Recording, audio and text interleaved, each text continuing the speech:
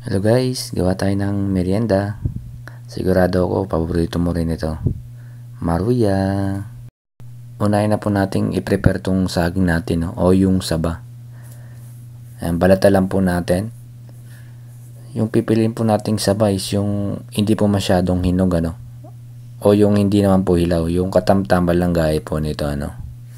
Ayan, pag nabalatan na po natin yan, pwede na po nating i-slice siya, no? O iwain po natin ng maninipis. Yan, gaya po nito, ano.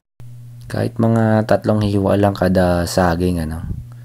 Ayan, tsaka ingat po tayo sa paggamit ng kutsilyo, ano. Tapos ikukorte po natin siya na parang pamaypay, no? Gaya po nito. Wala na kasi masyadong gumagawa nito sa amin, ano. O nagbebenta. Kaya naisipan na lang namin na gumawa nito, ano. Ayan, kapag na-slice na natin lahat, gaya nito, i-prepare na po natin yung coating ng saging natin, no? O yung pambalot dun sa saging. Ito, gumamit po kami ng 1 kalahating all-purpose flour.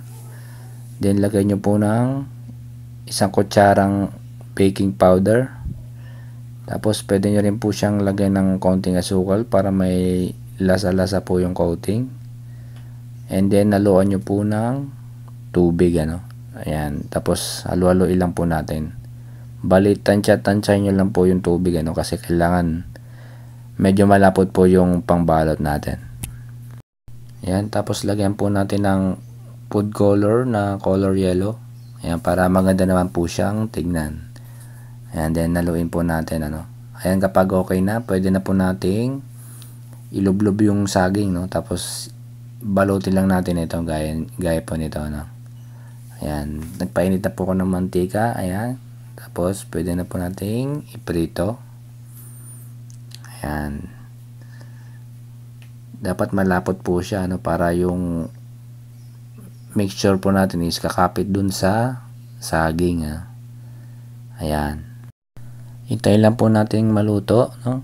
Tapos, kapag nag golden brown na, baliktarin na po natin. Ayan. Ang ganda na po na itsura, no? At kapag natapos na po natin iprito lahat, mag-prepare na po tayo ng plato na may asukal, no, yung white sugar.